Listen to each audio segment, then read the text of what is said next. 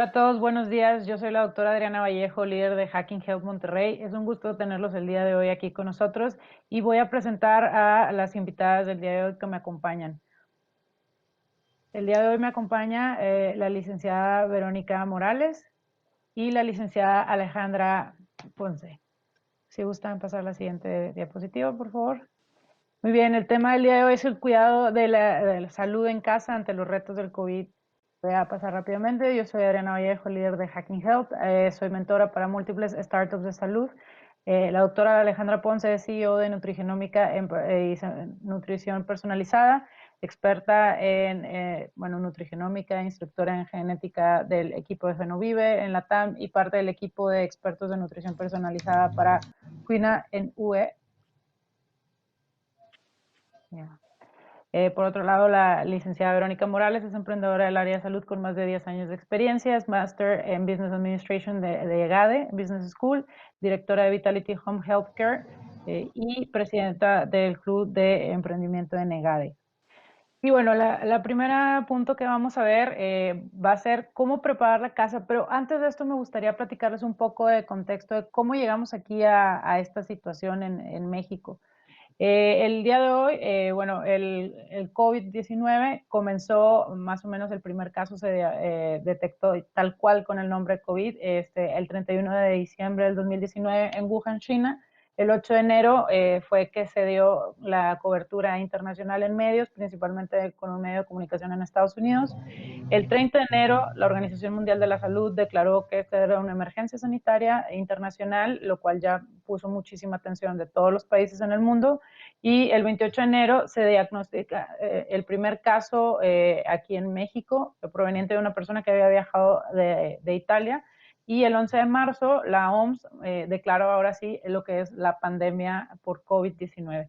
Actualmente, al día de hoy, y esto de un mapa que estábamos viendo hace un momento, ya van más de 2 millones de casos, 2 millones 100 mil casos aproximadamente, y siendo Estados Unidos el país en donde más casos hay, seguido de España e Italia. A ver si en cuanto a los temas de preparación de la casa, nos gustaría platicarles el concepto en general. Hay un antes, hay un durante y hay un después. Si podemos pasar a la siguiente, por favor. Gracias. Bueno, como antecedente, es importante que antes de esta situación, tal vez algunos de ustedes todavía estén en la medida de hacer lo posible, es el planificar qué vamos a hacer. Es algo, cuando llamamos el término de pandemia, es importante saber que es una enfermedad que afecta en varios continentes y está afectando de forma muy rápida. Por lo tanto, tenemos que tomar acciones de forma rápida, pero bien planeadas. Entonces, para esto hay que crear un plan de acción familiar, principalmente viendo cuáles son las necesidades de cada una de las personas que tenemos en casa y quiénes son las personas que tienen más riesgo de infectarse. Estas personas, como tal, no deberían de salir de casa en la mayoría de lo posible. Si es posible hacer pedidos a domicilio, por ejemplo, o resguardar, por ejemplo, suficiente medicamento o suficientes alimentos para los siguientes días que vamos a estar viviendo en casa. Es importante también conocer a nuestros vecinos y tener un contacto con ellos, tal vez a través de WhatsApp, de alguna red social o una página web que tengamos de la colonia. Identificar algunas organizaciones que nos puedan ayudar, que estén cercanos a nosotros, como bomberos, Cruz Roja, tal vez Protección Civil, etcétera. Crear una lista de contactos con todos estos teléfonos de estas organizaciones que nos puedan ayudar y familiares que puedan estar cercanos por si se necesita en algún momento. También practicar buenos hábitos de salud y planificar acciones en el hogar para estar teniendo una rutina y no perdernos en el tiempo. Y luego practicar también acciones de prevención, o sea, ¿qué vamos a necesitar? Limpieza del hogar, vamos a necesitar tener, por ejemplo, cubrebocas, hacer, en general, tener buen aseo personal, buena alimentación. Entonces, bueno, hay que hacer todas estas medidas. Evitar el contagio con personas que estén enfermas, el contacto, perdón, con personas que estén enfermas y quedarnos en casa si nosotros estuviéramos enfermos o probablemente pudiéramos estarlo. Recordamos que nos han estado diciendo muchas veces que al menos 14 días nos tenemos que quedar en casa. y planificar la educación para nuestros hijos, si así los tuviéramos, o también para el espacio en donde vamos a trabajar si nos vamos a quedar a trabajar en casa. Por otra parte está el durante la epidemia, que en la mayoría de los casos es en el momento en el que estamos viviendo. Es muy importante protegernos y al quedarnos en casa, ya sea vamos teniendo síntomas, es importante quedarnos en un cuarto, si es posible, de la casa para poder realmente evitar contagiar a los demás miembros del hogar, si es así posible. Ahora sí, poner en práctica este plan familiar que estamos teniendo, que habíamos planeado unos días antes sobre qué vamos a hacer, principalmente cuidando a todas estas personas que habíamos mencionado que están en riesgo de poder contraer la enfermedad, que todos lo estamos, pero bueno, es importante. Como les platicaba, usar una habitación y baño separado para una persona que esté enferma, si es posible. Y en esto entran varias medidas, es decir, que utilice los mismos cubiertos, platos, vasos, cuchara, etcétera, que utilice la misma ropa. Hay que ventilar ese cuarto. Ahorita vamos a presentar un diagrama. Ventilar el cuarto, tenerlo limpio, estar limpiando en la medida de lo posible, utilizar ropa también limpia, etcétera. Y mantener el contacto con personas por teléfono o por correo electrónico, pero recordar, tratar de evitar que sea a través de contacto físico. También es importante, y en este momento con más días de aislamiento lo estamos viviendo mucho, es cuidar mucho la parte emocional y la parte de salud mental. Es importante tener alguna rutina, también aprovechar para despejarnos, y pues en la medida de lo posible, si fuera necesario, consultar con un psicólogo o un psiquiatra a través de teleconsulta, que también es algo que se puede hacer. Informar al lugar del trabajo si necesitan faltar, por ejemplo, si estuvieran enfermos, es importante. Sabemos que hay más de 30 millones de personas en el mundo que no se pueden dar ese lujo, pero, perdón, en el mundo, en México, pero es importante cuidarnos a nosotros y cuidar a los demás. Y si gustan a la siguiente, por favor. Y bueno, ¿qué va a pasar después de? Eso es algo que mucha gente se ha preguntado. ¿Qué vamos a hacer después de la pandemia? Primero que nada hay que dar seguimiento, es haber evaluado lo que fue el plan del hogar, es muy importante, qué lecciones aprendimos, participar en discusiones comunitarias para poder planear para siguientes emergencias, porque tal vez pudiera llegar a pasar en alguna otra ocasión y ya tener como un plan en la comunidad de qué hacer. Continuar practicando acciones de prevención. Sabemos que se estima que tal vez haya algunos picos en próximos meses y también tenemos que continuar teniendo las medidas de higiene que ya habíamos platicado previamente.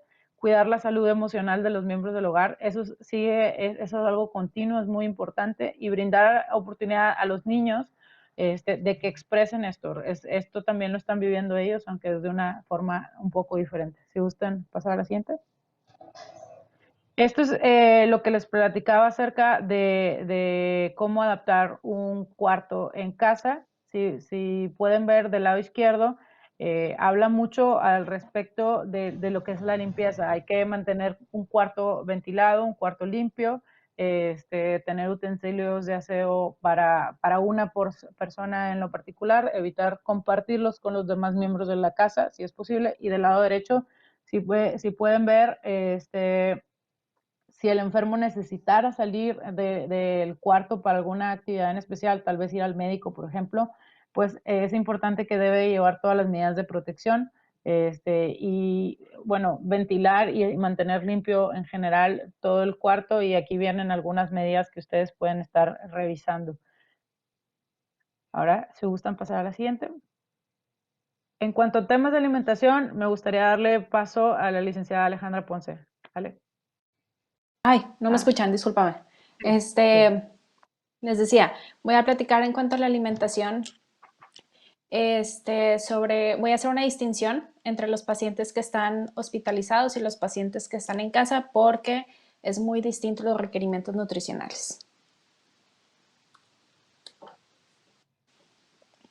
Muy bien, entonces, para los pacientes que están o la gente que está en casa, en cuanto a la higiene en cocina debe ser muy importante y lo principal es que los utensilios solamente sean utilizados por ellos. O sea, el set que van a estar usando nada más es para ellos, tratar de identificarlos bien y que se laven muy bien y se desinfecten después de que se hayan utilizado.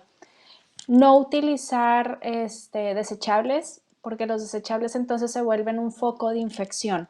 ¿Para quién? Para la gente que puede ir a recoger la basura o para las mismas personas en casa cuando los estén transportando los vayan a tirar. En cuanto si quien está en casa como paciente es un adulto mayor, es muy importante pedir una asesoría en línea para asegurar un buen aporte proteico y calórico. Todas las enfermedades respiratorias desgastan muchísimo el cuerpo. Entonces se puede ver muy rápido que el paciente comienza a perder peso. Puede entrar en una desnutrición aguda y esta desnutrición entonces va a empeorar al paciente. Entonces, lograr una asesoría, de ser posible tomar fotos de lo que está comiendo cuando se le sirvió el plato y cuando terminó de comer. Es muy normal que ante cualquier enfermedad respiratoria se vaya a perder un poco el apetito, pero siempre hay suplementos que pueden estar mejorando, que pueden estar utilizando los pacientes para mejorar todo este aporte tanto calórico como proteico. Es importante intentar ofrecer alimentos frescos en medida de lo posible y no procesados.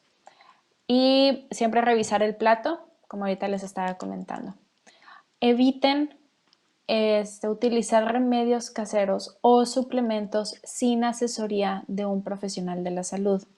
En cuanto a los remedios caseros, hay muchísimos que ahorita se están hablando, que si el ajo, el bicarbonato y demás, no se tiene no se tiene prueba de que ninguno de estos funcionen y al contrario, en lo que se pudiera llegar a caer es en utilizarlos y entonces bajar la guardia con todas las otras medidas.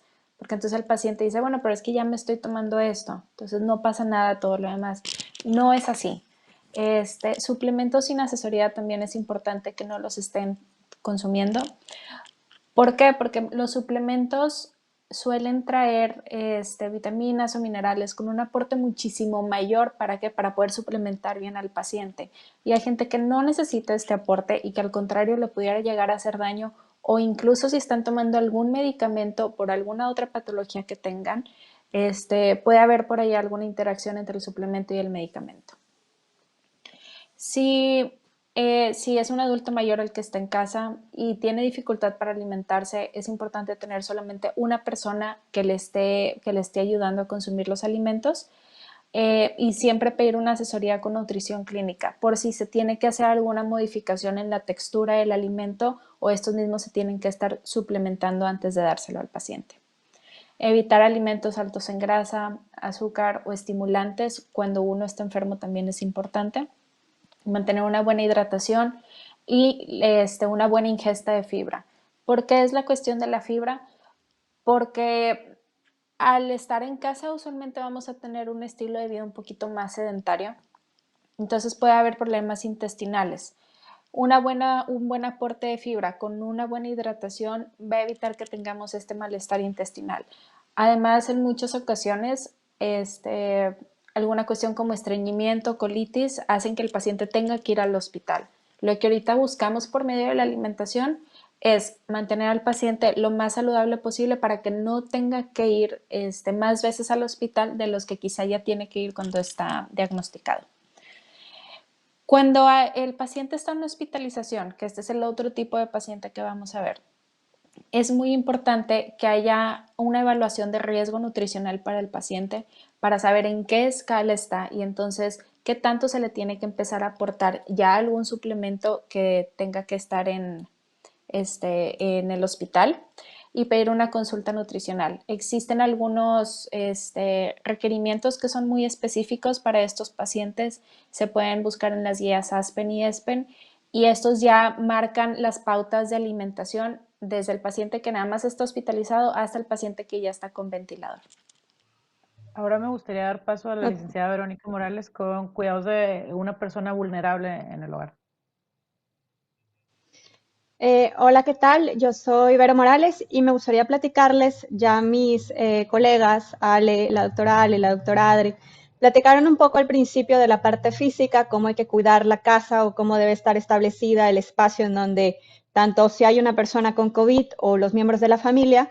Pero ahorita lo que les quiero comentar también es si hay una persona vulnerable, hablando de un adulto mayor o también, por ejemplo, los niños, o sea, ¿cómo podemos cuidar?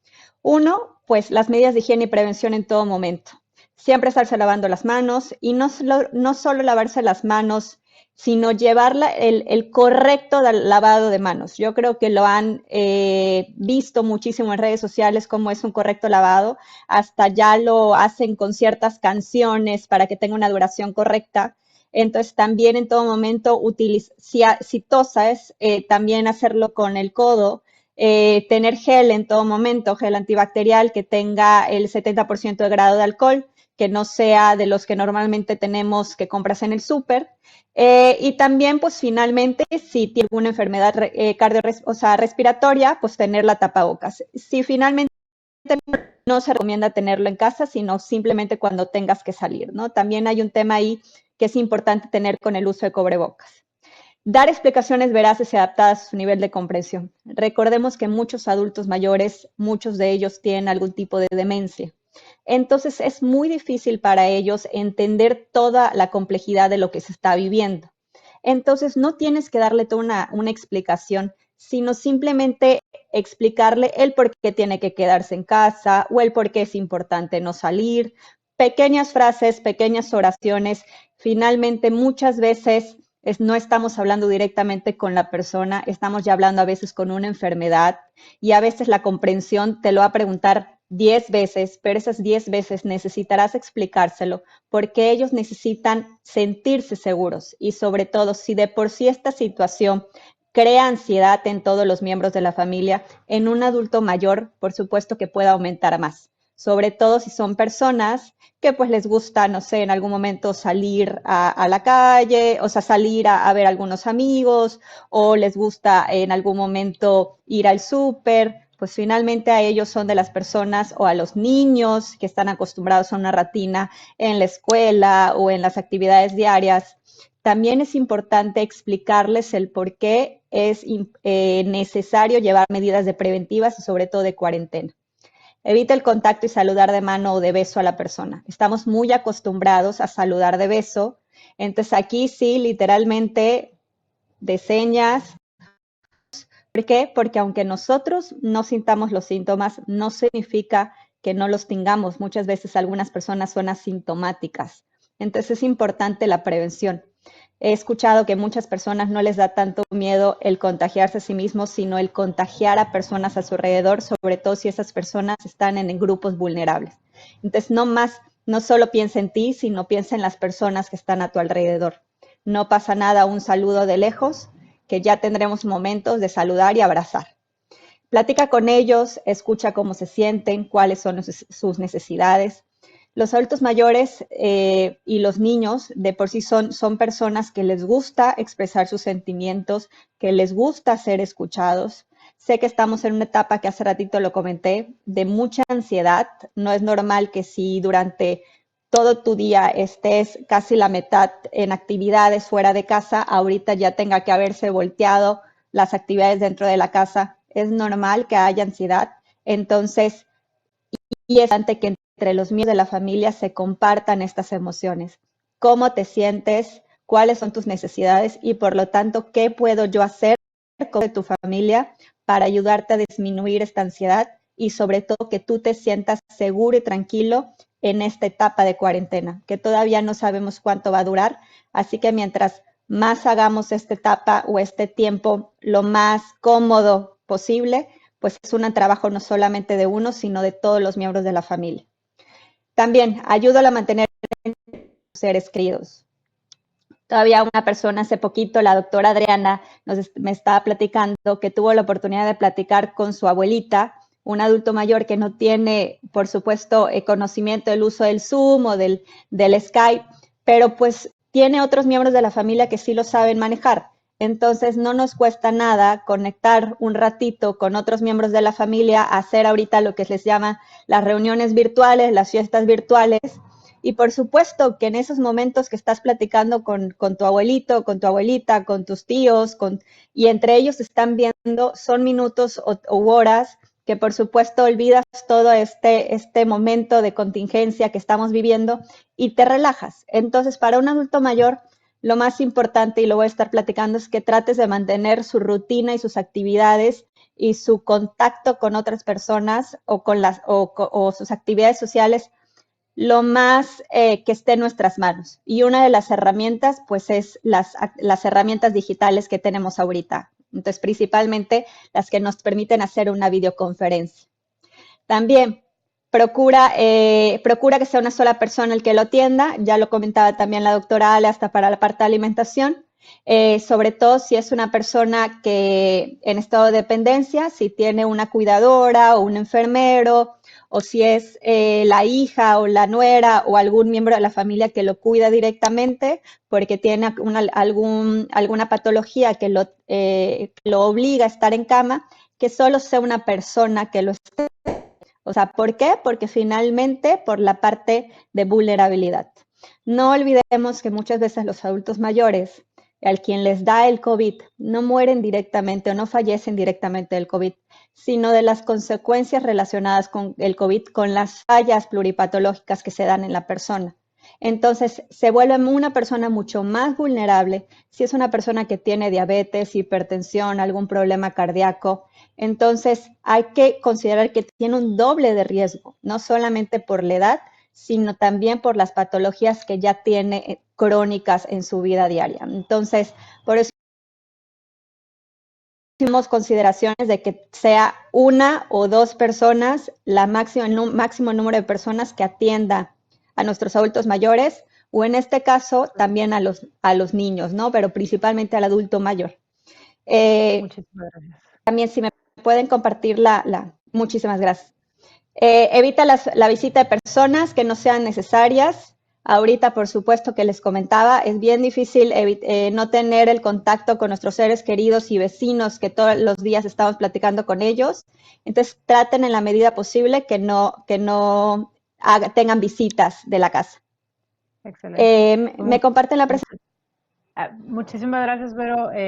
Pues con esto concluimos la presentación. Agradecemos mucho a todos ustedes que hayan participado en esta conferencia y bueno, pues nos pueden contactar a través de redes sociales en Hacking Health Monterrey. Muchísimas gracias, que tengan buen día.